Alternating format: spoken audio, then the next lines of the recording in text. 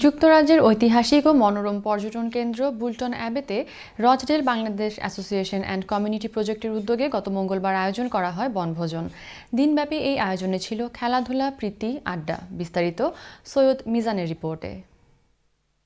যুক্তরাজ্যের ঐতিহাসিক মনোরম পর্যটন কেন্দ্র বোল্টন আবিতে Rochdale Bangladesh association and community প্রজেক্টের উদ্যোগে মঙ্গলবার অনুষ্ঠিত হলো আনন্দঘন বনভোজন। দিনব্যাপী এই আয়োজনে রচডেলে বিপুল সংখ্যক প্রবাসী বাংলাদেশিরা অংশগ্রহণ করেন। সকালের শুরুতে প্রাকৃতিক অপরূপ সৌন্দর্যের মাঝে আনন্দঘন সময় কাটান প্রবাসীরা। বনভোজনে ছিল খাবার দাবারের ব্যবস্থা এবং বিনোদনমূলক আড্ডা। এ ধরনের অনুষ্ঠান আয়োজন করতে পেরে আয়োজকরা বলেন, পারস্পরিক সৌহার্দ্য, সম্প্রীতি এবং ভ্রাতৃত্ব সুদৃঢ় করাই তাদের মূল উদ্দেশ্য।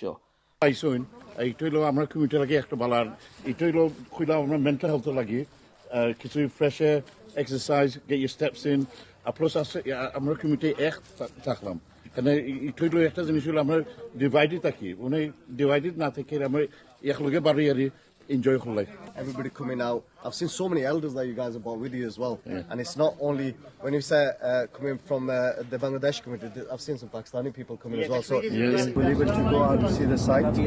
As well as that, the whole group can enjoy a beautiful scenic walk. We're going to have a group picnic.